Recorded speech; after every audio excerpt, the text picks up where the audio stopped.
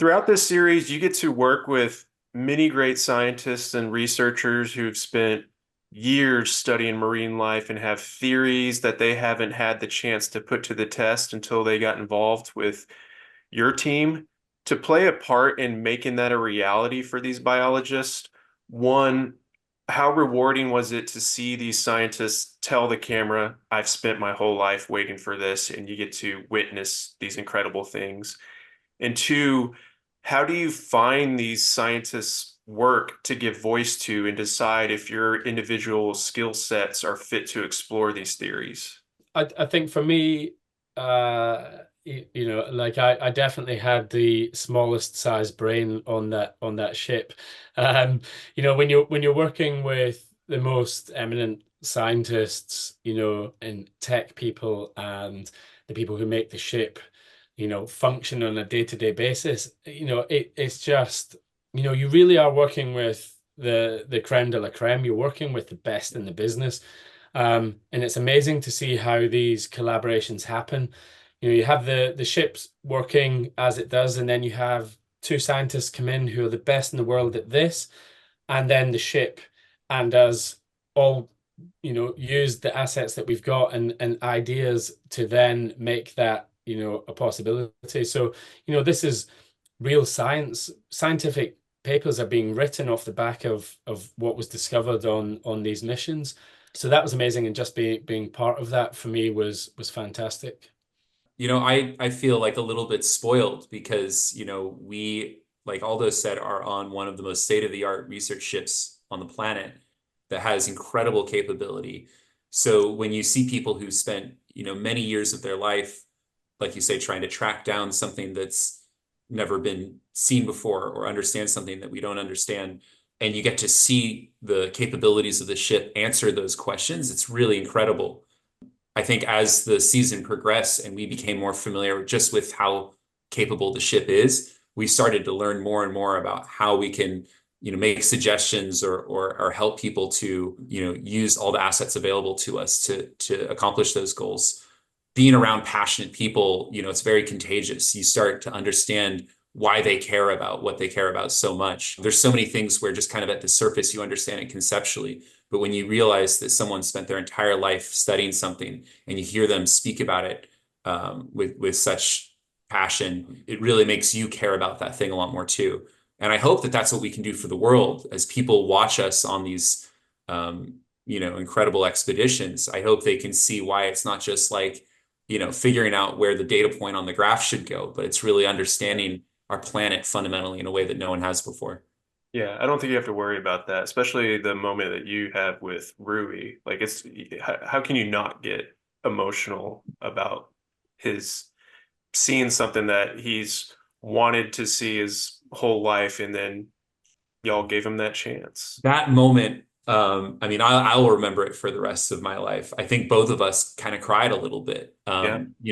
and you realize there really is an emotional aspect even to scientific exploration. It is about data and understanding this stuff that kind of seems almost emotionless. But why do we explore in the first place? What's the point of it? Yeah. I think it's because we want to understand the context of where we are in the planet we live in. How does it work? That perspective when you get it for the first time like that, and you realize that for the first time on planet Earth, we've as humans have been able to perceive this element of life. It's an awe-inspiring type of experience.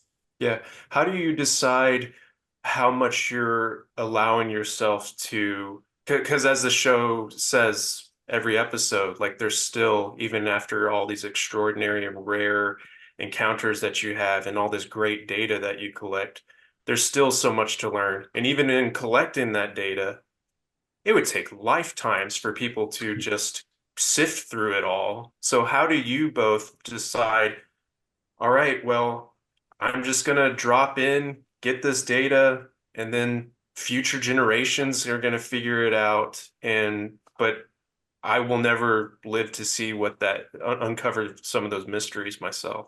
I think that's the really important part about this. If you look at people who were coming back and planting arboretums, knowing that they would never see in its truest, fullest glory. It's part of exploration is to know and understand that by collecting that data now, by filming this and documenting it now, there's now a line in the sand about what was happening in that part of the world, in that part of the ocean in 2021.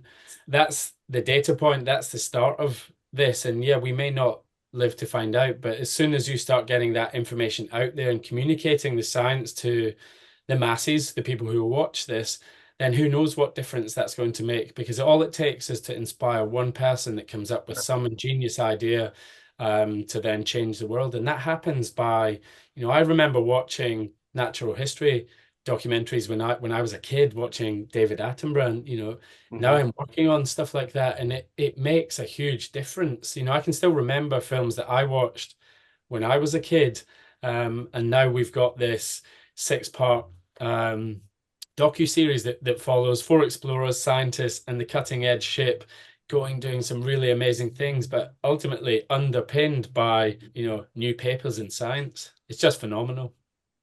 Yeah. Yeah.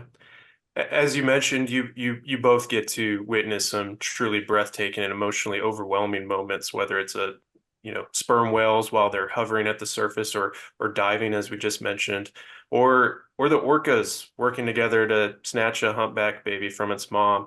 When you're in those moments and it's difficult to put those intense feelings into words, how does it make you look at yourself differently, like your abilities as they relate to these astonishing creatures and your own goals as they relate to the simplicities of these creatures' goals? That's an interesting question, kind of like the introspection that it causes. And it certainly does. I remember on the phone to my mom once after one of these things happened.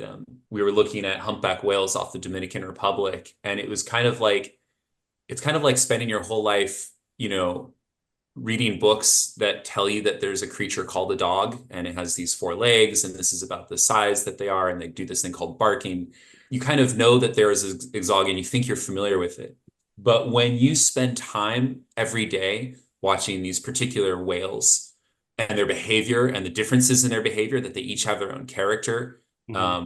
when you see things like we saw that evoke a lot of emotion, it's kind of like meeting a dog for the first time and understanding that there's so much more than what it is in terms of data. There are so many creatures on this planet that there's so much more to them than just the information of who they are. For me, it's about context. It's that we are sharing this planet with many other creatures, many of whom I think are sentient, that also have emotions and thoughts and character.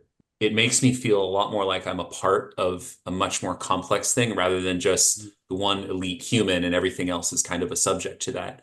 So I'd say the biggest takeaway for me from this entire series was um, really gaining a visceral understanding that I am just one part of an extremely complex network of life, and I feel sort of like all of those creatures are my peers, not my uh, not animals that were there for my entertainment. Right. I had a super interesting one when we were diving with the humpbacks, and I was watching a calf, young whale suckling, um, and I was in the moment very blown away with it. I'm quite analytical with what I do, and I was just blown away with it because my wife had just had our first child when I was on that mission, Well, and she was breastfeeding, and here's this whale in the water doing the exact same thing, and it was just this like interconnected moment when I was in the water watching these whales, and uh, I was I was actually knocked sideways by it mm, in a weird way that I didn't see coming. And obviously I was quite emotional at the time anyway. But I think ultimately what all of it does when we're involved with it, whether it's polar bears or six-gill sharks or whether it's just phytoplankton, is like Eric said, the interconnectedness and how important the ocean is for our entire world on Earth. More oxygen has come from, the phytoplankton on the surface of the Earth that allows us to live, and yet we're destroying it faster than we can even find out what's living in it. So I think the big one of all of this, if you were to sum it up, would be interconnectedness.